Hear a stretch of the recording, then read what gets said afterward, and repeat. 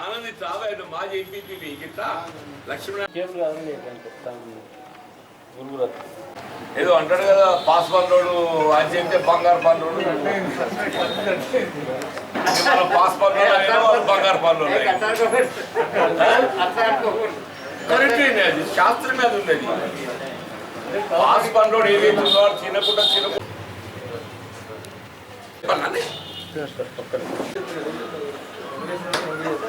Hi కహావత్ సాబ్.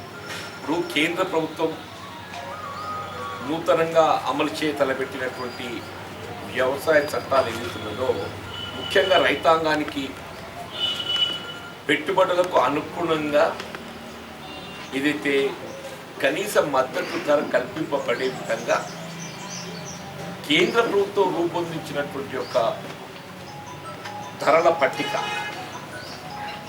Minimum support price దాని కల్పనకి ఏదైతుందో వ్యవసాయ చట్టాలలో ఏ విధమైనటువంటి రక్షణ అష్యూరెన్స్ పొందుపరచలేకపోవడంతో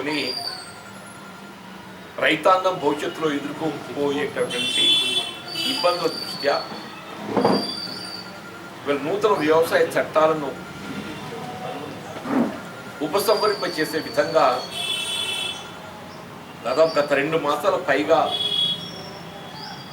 ఢిల్లీ రాజధానిలో ఒక విధంగా రాజకీయాలకు అతీతంగా చేపడుతున్నటువంటి ఈ రైతు ఉద్యమం నిన్నటి గణతంత్ర దినోత్సవం సందర్భంగా ఈ రైతు వ్యతిరేక చట్టాలను ఉపసంహరింప చేయడానికి కేంద్ర ప్రభుత్వంపై ఒత్తిడి తెచ్చే విధంగా ఏదైతే ట్రాక్టర్ ర్యాలీ నిర్వహింప చేయాలని చెప్పని తలపెట్టడం జరిగిందో అది హింసాయుత వాతావరణం చోటు చేసుకోవటం దురదృష్టకరం.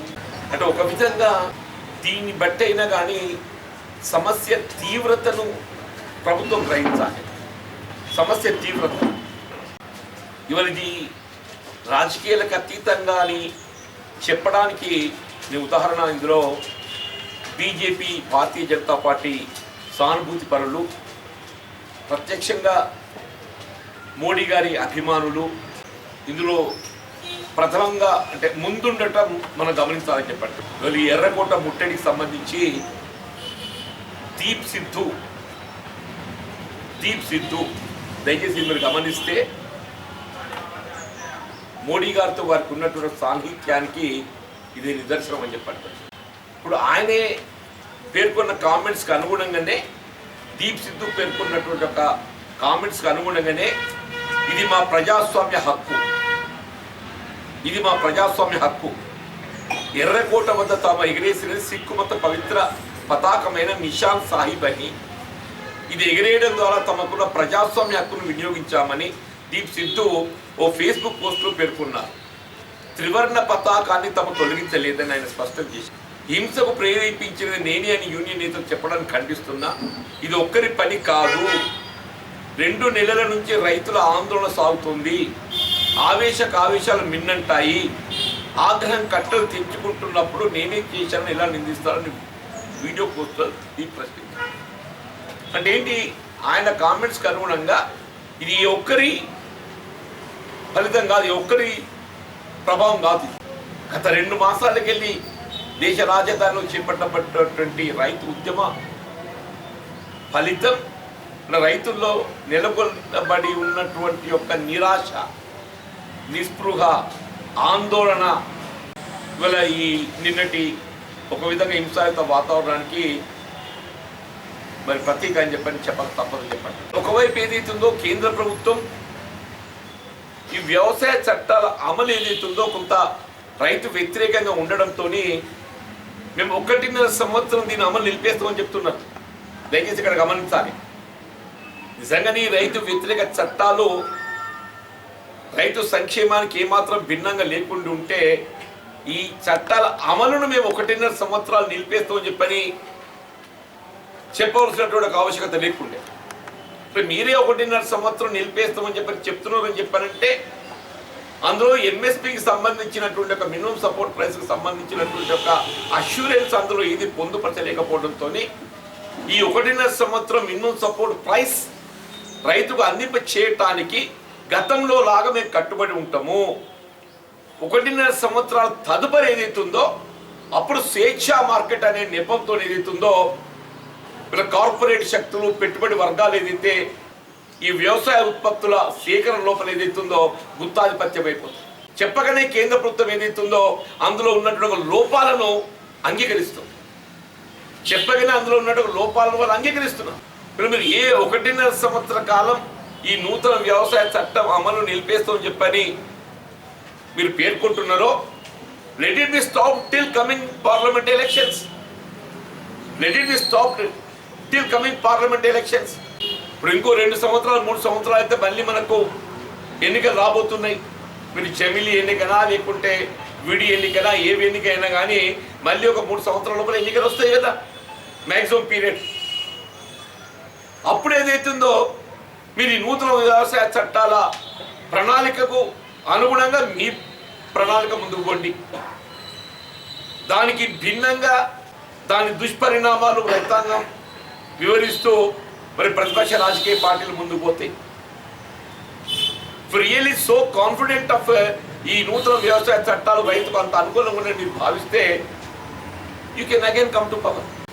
1.5 సంవత్సరం మీరే దానికి వెసులుబాటు ఇస్తున్నారు. 1.5 సంవత్సరం వెసులుబాటు ఇవ్వడానికి మీరే ముందుకు వచ్చింది. అంటే మిగిలిందంతా ఈ 1.5 సంవత్సరమే. 1.5 సంవత్సరాలు 3 పంటలే, ఈ రబ్బీ, రాబోయే ఖరీఫ్, రబ్బీ 3 పంటలు పోతాయి. ఇంకొక 3 పంటలు కూడా కాదు, 2 పంటలైనా మీ వాళ్ళ ఎన్నికలు వస్తాయి. అందుకోసమే మా డిమాండ్ ఏంటంటే, మీకు నూతన వ్యవసాయ చట్టాల మీద అంత విశ్వాసం ఉంటే అవి రైతుకు మీరు అనుకూలుస్తుంది అనే ఒక భావన మీకు ఉన్నట్టయితే ఈ అంశం మీదనే రేపు రాబోయేటటువంటి పార్లమెంట్ ఎన్నికలకు పోదాం. ఈ అంశం మీద మీ నూతన వ్యవసాయ చట్టాలు నిజంగానే రైతుకు అంత మీరు అనుకూలుస్తుందనే విశ్వాసం మీకుంటే ఆ ప్రణాళిక మీరు ముందుకు రండి. దానికి భిన్నంగా గతంలో ఏ మినిమం సపోర్ట్ ప్రైస్ కట్టిబడి ఉండే విధంగా ఆనాటి యూపీఏ ప్రభుత్వమే కానీ వివిధ రాష్ట్రాలు ఏదైతే మినిమం సపోర్ట్ ప్రైస్ ఇటు ధాన్యం సేకరణ కేంద్రాల ద్వారా కానీ అట్లా ఈ పప్పు దినుసులు నూనె గింజలకు సంబంధించి నాఫెడ్ మార్ఫెడ్ల ద్వారా కానీ రైతుకు అండగా నిలవడం జరిగిందో ఆ విధానంతో ఏదైతుందో మేము ప్రతిపక్ష పార్టీలు మేము ఎన్నికలు పోతామని చెప్పి let it be decided by the people. Let it be decided by the people. కానీ నాంచివేత ధోరణితో వాళ్ళు ఏదైతుందో దేశ రాజధాని అట్టుడిపోతుందని చెప్పంటే యావత్ ప్రపంచం గమనిస్తుంది. వల్ల the whole world is looking. ఎర్రకోట అంటే 26 జనవరి నాడు ఏదైతుందో మొత్తం రక్షణ దళాల చేతిలోకి పోతుంది. 15th ఆగస్ట్ 26 జనవరి రెడ్ ఫోర్ట్ ఏరియా ఏదైతుందో మొత్తము ఆర్మీ వాళ్ళ రక్షణ దళాల చేతుల్లోకి పోతుంది. అంటే ఎంత తీవ్రమైనటువంటి ఒక పట్టుదల దాని వెనుక, ఎంత తీవ్రమైనటువంటి ఒక లక్ష్యం, ఎంత తీవ్రమైన ఒక లక్ష్యం ఉంటే ఎర్రకోటపై జెండా ఎగరేయగలిగారని చెప్పండి మామూలు విషయం కాదని చెప్పంటున్నారు. దీన్ని బట్టి మోడీ గారు ఏదైతుందో తమ ఆలోచన విధానాన్ని పునరాలోచించుకోవాలి. ఈ కార్పొరేట్ పెట్టుబడి వర్గాలకు ప్రయోజనాలను ఉనగూర్చేటటువంటి యొక్క ఆలోచన విధానంపై ఇప్పటికైనా వెనక్కి తగ్గండి, పునరాలోచించండి అని చెప్పని డిమాండ్ చేస్తామని చెప్పండి. అట్లాగే రాష్ట్ర ప్రభుత్వం నిజంగా ఇది ఇంకా చిత్రం కనబడుతుంది అంటుంది.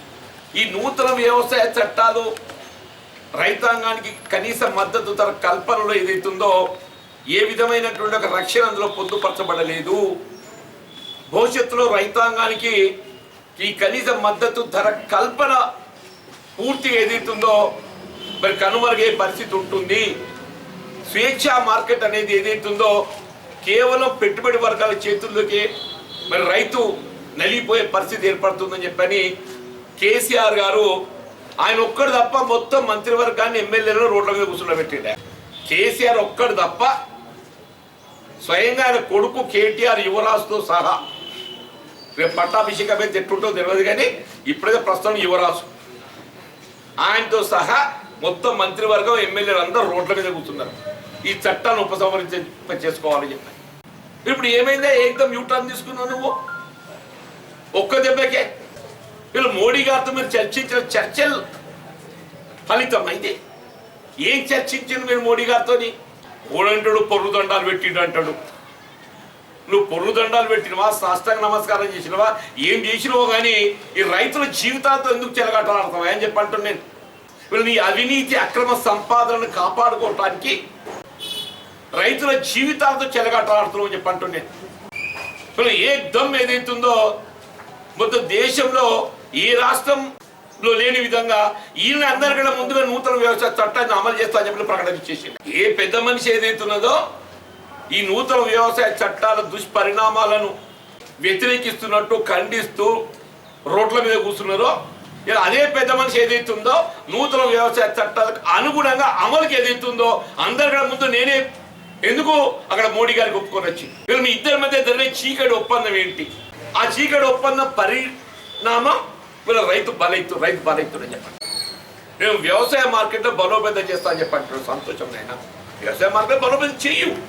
మరి ఆ వ్యవసాయ మార్కెట్లలో వ్యవసాయ ఉత్పత్తులు కల్పించాల్సినట్టుగా కనీస మద్దతు ధరకు ప్రభుత్వం అండగా నిలుస్తుందని ఒక్క మాట ఎందుకు పడతలేవే? ఏ నూతన వ్యవసాయ చట్టాలతో మార్కెట్లు కోల్పోబోయేటటువంటి ఆర్థిక వనరులను మేము సమకూరుస్తామని చెప్తాడు, మార్కెట్లను బలోపేతం చేస్తామని చెప్తాడు. కానీ ఆ మార్కెట్లలో విక్రయాలు జరిపేటటువంటి ఒక వ్యవసాయ ఉత్పత్తులు కల్పించాల్సినటువంటి ఒక కనీస మద్దతు ధరకు ఏదైతుందో మేము అండగా నిలుస్తాం, ఎంఎస్పి కల్పిస్తాం మాత్రం ఒక మాట మాట్లాడతాడా అంటే దీన్ని బట్టి గ్రహించండి. ఇలా మార్కెట్లో వ్యవసాయ ఉత్పత్తులు ఎవరు కొనుగోలు చేస్తారు? వ్యాపారం, పెట్టుబడిదారు, రైస్ మిల్లర్స్. ఇలా 2005కు పూర్వం రాష్ట్రంలో ఏ పరిస్థితి ఉండేనో అది తిరిగి పునరావృతం కాబోతుందని చెప్పి అంటున్నా. 2005కు పూర్వం రాష్ట్రంలో ఏ పరిస్థితి ఉండేనో అది పునరావృతం కాబోతుంది. 2005కు పూర్వం రైతాంగం ఏదైతుందో తమ వ్యవసాయ ఉత్పత్తుల విక్రయానికి, ప్రత్యేకించి ధాన్య విక్రయానికి రైస్ మిల్లర్లపై ఆధారపడి ఉండే పరిస్థితి ఉందని చెప్పండి. వ్యవసాయ మార్కెట్ నుంచి కొత్త బస్ స్టాండ్ దాకా ట్రాక్టర్లు ధరండి. ఆ కాలంలోనే వ్యవసాయ మార్కెట్ నుంచి కొత్త బస్ స్టాండ్ దాకా ట్రాక్టర్లు ధరండి అని చెప్పంటుంది. అప్పుడు ఎంఆర్ఓలో కానీ రామకృష్ణారెడ్డి ఇది రెడ్డి ఉండే పాపం ఈ తలకాయ దస్తి చుట్టుకొని తుమ్మల పడి ఉండేది కొనిపిస్తే కూడా 50 రూపాయలు తక్కువ. ఎప్పుడు 400-500 రూపాయల మద్దతు ధర ఉన్న నాడు 50 రూపాయలు 100 తక్కువేనే. ఇప్పుడు నిన్న ఇవాళ 1888 ఉన్నది, రేపు బహుశా 2000 అయితే కావాలి న్యాయంగా. 2000 అయితే వాడు ఏకదం 200 తక్కువ చేస్తారా, 300 తక్కువ చేస్తారా, ఇవాళ దయా దాక్షిణ్యమే చెప్పట్టు. నేను వీళ్ళ కేసీఆర్ గారికి ఏది ఇస్తుందో ఆ రైస్ మిల్లర్ గోపాలరావు గారు ఏం ఆలోచన చేసిండో, ఏం సూచన చేసిండో కానీ ఆ ఇద్దరి సంప్రదింపుల ఫలితం ఏది ఇస్తుందో ఇవాళ ఈ ధాన్యం సేకరణ కేంద్రాలను ఎత్తివేయడానికి వచ్చిందా. ఆ గోపాలరావు పుణ్యం కట్టుకున్నాడు. నీకు రైస్ మిల్లర్లతో చర్చించి రైస్ మిల్లర్ల సంక్షేమం వాళ్ళ లాభాల గురించి నీకు దానికి కట్టుబడి ఉంటుంది, దాని మీద ప్రేమ ఉంటుంది. అదే రైతు గురించి ఉండదు. వీళ్ళ ధాన్యం సేకరణకు సంబంధించి వీళ్ళ రాష్ట్ర ప్రభుత్వం పడేటువంటి ఆర్థిక భారం కేవలం మొబిలైజేషన్ అడ్వాన్స్ మాత్రమే. ధాన్యం సేకరణ నుండి తిరిగి ఆ ధాన్యం మరాడించిన తదుపరి ఏదైతుందో మీరు ఎఫ్సిఐకి తరలించిన తర్వాత ఎఫ్సిఐకి వచ్చేటటువంటి డబ్బు ప్రభుత్వానికి జమ అవుతుంది. ఈ మధ్య కాలం లోపల ఏదైతుందో మొబిలైజేషన్ మాత్రమే. Normal it must be for 2 months. నీ మిగిలిన సేకరణకు సంబంధించి ఆర్తి, అమాలి, రవాణా, మిల్లింగ్ చార్జ్ అన్ని ఎఫ్సిఐ కట్టి. మొన్న మధ్య గంగుల కమలాకర్ గారు ఒక స్టేట్మెంట్ జరిగింది. ముఖ్యమంత్రి గారు చొరవ తీసుకొని ఎఫ్సిఐ ఫుడ్ కార్పొరేషన్ ఆఫ్ ఇండియాతో సంప్రదింపులు చేసి రైస్ మిల్లర్స్ ఏదైతే క్లస్టర్ మిల్లింగ్ రైస్ చెల్లించేటట్టుగా గడువును పొడిగింపజేసిందని చెప్పండి. కొంచెం మీరందరూ రాసి మీరు రాసేదని జరిగిన సిఎంఆర్ రైస్ ఏదైతుందో క్లస్టర్ మిల్లింగ్ రైస్ ఏదైతుందో సీఎం గారు ప్రత్యేకంగా చొరవ తీసుకొని ఎఫ్సిఐతో సంప్రదింపులు చేసి అది మార్చి చివరి వరకు పొడిగింపజేసిండు. 2 మాసాలు మనకు అవకాశం కల్పించిండు. ముఖ్యమంత్రి గారికి ధన్యవాదాలు చెప్పిండు. ఇదే గంగుల కమలాకర్. నువ్వు ఏ రైస్ మిల్లర్లకు వెసులుబాటు కల్పించడానికి నువ్వు ప్రత్యేకంగా ఎఫ్సిఐతో సంప్రదింపులు చేసినవి, మన ఎఫ్సిఐతోని మరి రబ్బీ వేసంగి ధాన్యం సేకరణకి ఏమైనా ఇబ్బందా, సేకరించుకోవడం వద్దంటామని ఒక్క మాట మాట్లాడితే అయిపోతుంది కానీ వీళ్ళ దేశంలో ఎక్కడ కూడా రేపు రాబోయే రబ్బీ పంటకు ధాన్యం సేకరణకి ఏ విధమైనటువంటి ఒక ఆంక్షలు లేకుండా ఎఫ్సిఐ నుండి ఏ విధమైనటువంటి ఒక భిన్నమైన ఉత్తర్వులు వెలువడలేదు ఇప్పటికైతే. కేవలం స్వేచ్ఛా మార్కెట్ మోడీ గారి ఆలోచన విధానానికి అనుగుణంగా మోడీ గారికి తాబేదారుగా సామంతరాజుగా తన అవినీతిని కప్పిపుచ్చుకోవడానికి కొరకు ఏదైతుందో ఇలా రైతులు బలిపెట్టే విధంగా నేను రైతాంగానికి ఏదైతుందో ధాన్యం సేకరణ కేంద్రాలను నేను నిలిపేస్తున్నా, వాడి కర్మకు వాడిని వదిలేస్తున్నా, వీళ్ళ రైస్ మిల్లర్ చెప్తున్నా నేను ఇప్పటికి కూడా ఈ ఖరీఫ్ కాదు రబ్బీ ధాన్యం క్లస్టర్ మిల్లింగ్ కూడా రైస్ కూడా పెట్టలేదు. మొన్నటి రబ్బీ ఉంది కదా, ఇది మొన్న ఖరీఫ్ పోయింది కదా, ఖరీఫ్ కూడా ముందు రబ్బీ ఉంటుంది కదా, దాన్ని కూడా ఇంక 20% పైన ఏదైతుందో రైస్ మిల్లర్ దగ్గర పెండింగ్. దాదాపు 6 మాసాల కంటే ఎక్కువ గడిచిపోయింది. దాని నిర్ణీత సమయం గడువు ముగిసి దాదాపు 6 మాసాలు గడిచిపోయింది అని చెప్పి అంటున్నాను. ఇంకా కూడా వానికి సమయం ఎక్స్టెన్షన్ ఇస్తుంది తప్ప నీకు రైస్ మిల్లర్ల మీద ఉన్న ప్రేమ నీకు రైతు మీద ఉండద్దానే. వీళ్ళ రైస్ మిల్లర్ ఏదైతుందో వాడు రబ్బీలో సేకరించిన ధాన్యం అమ్ముకొని దాని లాభాలు గడించి మళ్ళీ ఖరీఫ్లో వచ్చే ధాన్యాన్ని ఏదైతుందో ఇది దాన్ని ప్రత్యామ్నాయంగా పెడతాడు. ఖరీఫ్లో వచ్చింది ఏదైతుందో అది ఒకవేళ మిల్లింగ్ చేసినా కానీ బియ్యం బయట అమ్ముకుంటాడు. మళ్ళీ వచ్చే కొత్త ధాన్యం ఏదైతుందో దాన్ని మళ్ళా బియ్యంగా మార్చిన తర్వాత అప్పుడు ఏదైతుందో ప్రభుత్వాన్ని చెల్లింపు చేస్తాడా. అంటే చూడండి మిల్లర్లకు వెసులుబాటు కల్పించడానికి ప్రభుత్వం ఎంత సహకరిస్తుందో అంటున్నా. ఇవాళ యు టేక్ ఎగ్జాంపుల్, ఇవాళ జగిత్యాల జిల్లానే కానీ మొత్తం తెలంగాణ రాష్ట్రంలో మీరు ఏ మిల్ ఇన్స్పెక్ట్ చేసినా కానీ ఇవాళ ధాన్యం క్లస్టర్ మిల్లింగ్ రైస్ పెండింగ్ ఉంది కదా పెట్టాల్సింది, అందులో వడ్లు ఉండాలని ఉండద్దా? వడ్లు ఉండాలి కదా, ఉంటుంది చూడుకో బాబు. ఆయన వరి ధాన్యాన్ని క్లస్టర్ మిల్లింగ్ మరాడిస్తే ఎంత రైస్ ఎఫ్సిఐకి బదిలీ చేసిండో మిగిలిన చెల్లించాల్సిందని డ్యూ ప్యాడీ అయితే మిల్లులు ఉండాలి కదా. ఏమైనా ఉంటాడు పోను అంటూ నేను వేరియేషన్ డెఫినెట్గా ఉంటుంది. నీ జిల్లా రెవెన్యూ యంత్రాంగం ఏదైతుందో విడువాడు ఒకటి, ప్రభుత్వం కుమ్మకైనా ఇంకా విముచ్చిన ముందే revenue is also part of the government. ఇప్పుడు రాజు ఆలోచన ఏ విధంగా ఉంటుందో మంత్రి గారి ఆలోచన అట్లుంటుంది, రాజుగారి ఆలోచన ఎట్లుంటుందో మంత్రి గారి ఆలోచన అట్లుంటుంది.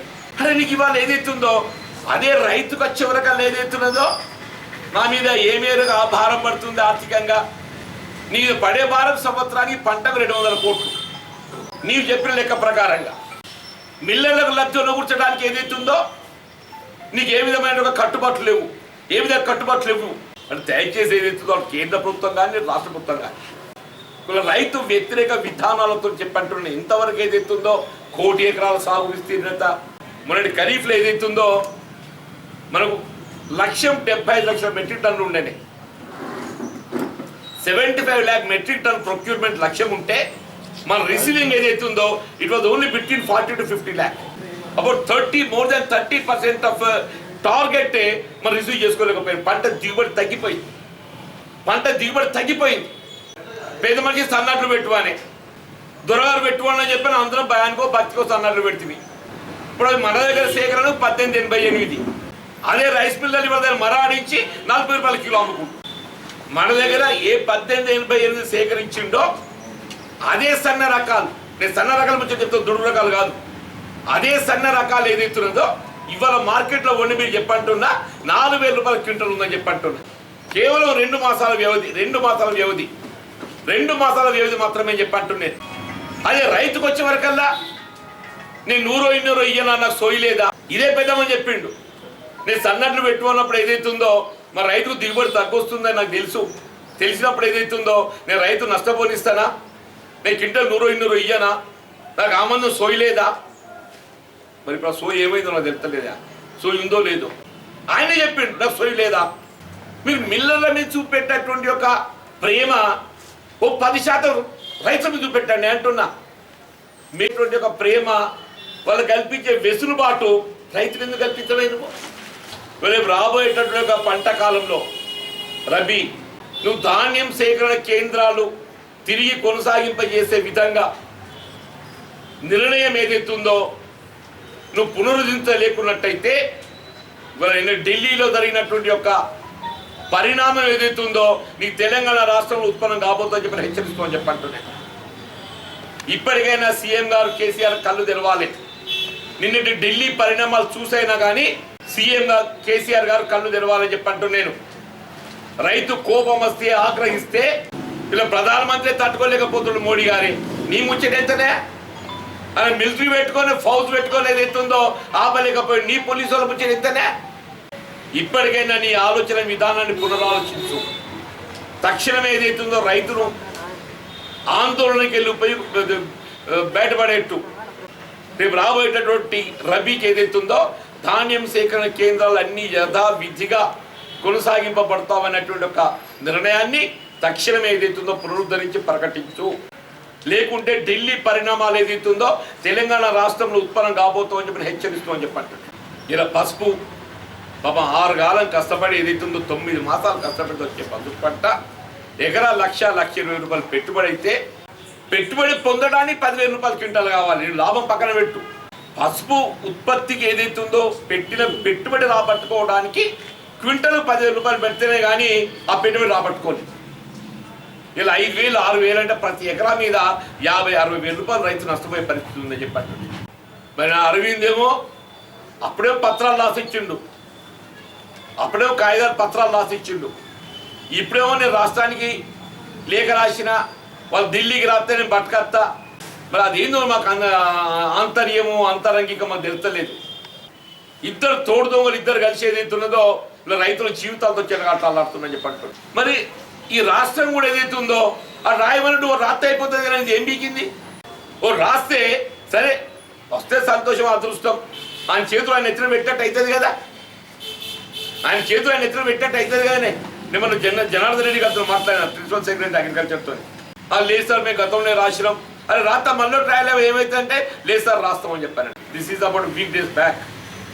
వారం రోజుల క్రితం ఏదైతుందో రెండింటి మాట పసుపోటు గురించి కానీ ఈ పసుపు గిట్టుబాటు ధరకు సంబంధించి ఎప్పుడైతే అరవింద్ గారు సోమేష్ కుమార్ గారు కలిసి లేఖ ఇచ్చిన తర్వాత మీరు రాయండి ఇది ఏం పోయింది వస్తే సంతోషంగా మనకే మన రైతులు లాభపడతారు కదా అని చెప్పంటే లేదు సార్ మేము గతంలో రాస్తే మళ్ళీ రాయని చెప్పి రిమైండర్ రాయమని చెప్పాను. మరి ఇంతవరకు అయితే మరి ప్రెస్కి అయితే బయటకితం చేయలేదు, వీడు రాసిందో రాయలేదు అని చెప్తే తోడు దొంగలు అట అయిపోయింది అన్నట్టు. వీడు ఆననుడు వాడు ఈయననుడు, ఇద్దరు పోతారు. రైతులు మాత్రం బజార్లో పెడుతున్నారు, ఇద్దరి మధ్య రైతులు మాత్రం బజార్లో పెడుతున్నారని చెప్పండి. పసుపు గిట్టుబాటుకు సంబంధించి అన్నాడు ఉమ్మడి రాష్ట్రంలో కల్పించిన ధర కూడా ఇవాళ లేదు. అన్నాడు ఉమ్మడి రాష్ట్రంలో ఏదైతుందో ఇట్ వాజ్ బిట్వీన్ 10,000 to 15,000 ఉమ్మడి రాష్ట్రం. 10 సంవత్సరాల తర్వాత ఇవాళ ఆ ధర లేదు, రెట్టింపుగా లెక్క ప్రకారంగా. తక్షణమే పసుపు గిట్టుబాటు ధరకు సంబంధించి మీరు వాస్తవంగా 15,000 కల్పిస్తేనే కానీ గిట్టుబాటు కాదు. బట్ ఏ మేరకు మీరు నిర్ణయించి ఆ పసుపు కొనుగోలుకు సంబంధించి మరి కేంద్ర ప్రభుత్వం నాఫెడ్ ద్వారానా రాష్ట్ర ప్రభుత్వం మార్కెట్ ద్వారానా తక్షణమే చర్యలు చేపట్టాలని కూడా డిమాండ్ చేస్తున్నాం. రేపు 30 తారీఖు నాడు ఏదైతున్నదో ఆర్మూర్ కేంద్రం, ఎందుకంటే పసుపుకు అది కేంద్రం. అది నిజామాబాద్ జిల్లా కానీ ఇటు జగిత్యాల కానీ కరీంనగర్ కామారెడ్డి కానీ నిర్మల్ కానీ మధ్య ఉన్నది కాబట్టి 30 నాడు అక్కడ ఒకరోజు దీక్ష నిరాదీక్ష చేపట్టబోతుంది కాంగ్రెస్ పార్టీ ఆధ్వర్యంలో. ప్రభుత్వం ఈ లోపల స్పందిస్తే బాగుంటుంది అని డిమాండ్ చేస్తుంది. ఇప్పుడు పీడిఎస్ రైస్ కూడా దీనికి లింక్ చేయబడి ఉంటుంది. ఇది కేవలం రైతుకు సంబంధించిన అంశమే కాదు, పబ్లిక్ డిస్ట్రిబ్యూషన్ సిస్టమ్ ఏదైతే రైస్ సేకరణ ఉంటుందో అది దీనికి జోడించబడి ఉంటుంది. అప్పుడు ఏమైతుంది, ఎఫ్సిఐ డైరెక్ట్గా మిల్లర్లతో కొనుగోలు చేస్తుంది. ఎఫ్సిఐ ఏదైతుందో ఈ మద్దతు ధరను పరిగణలోకి తీసుకొని దాని సేకరణకు మిల్లింగ్కి ఎంత ఖర్చు వస్తుందో అంతా లెక్కలు తీసి మిల్లర్కు చెల్లిస్తాడు. కానీ మిల్లర్ ఏం చేస్తాడు, మన క్వింటల్ 2-3 రోజులు తక్కువ ఉంటాడు. మిల్లర్ నష్టపోడు. మిల్లర్ ఏదైతుందో వాని లాభాలు వానికి ఏదైతుందో స్వేచ్ఛ దొరుకుతుంది. ఇంకా రైతులు దోపిడీ చేయడానికి స్వేచ్ఛ లభిస్తుంది. మళ్ళీ ధాన్యం సేకరణ కేంద్రాలను నిలిపివేయడంతో రైతులు దోపిడీ చేయడానికి ఏదైతుందో మళ్ళీ మార్గాలు తలుపులు తెరిచినట్టు అయితేనే. 2005 పూర్వం ఎట్లుండేనో మళ్ళీ రైస్ మిల్లర్లకు ఏదైతుందో రైతులు దోపిడీ చేయడానికి ద్వారాలు తలుపులు తెరిచినట్టయితే చెప్పంటారు. దోపిడీకి స్వేచ్ఛ లభించినట్టయితే చెప్పంటారు. దోపిడీకి స్వేచ్ఛ లభించినట్టయితే చెప్పంటారు. దయచేసి ఈ ధాన్యం సేకరణకు సంబంధించి మీరు వెంటనే మీరు ఆలోచన నిన్నటి ఢిల్లీ పరిణామాలను పరిగణలోకి తీసుకునైనా కానీ మీ ఆలోచన విధానాన్ని పునఃసమీక్షించి తక్షణమే ధాన్యాల సేకరణ కేంద్రాలను కొనసాగింపజేయబోతున్నట్టు ప్రకటన చేయాలని చెప్పి డిమాండ్ చేస్తారు.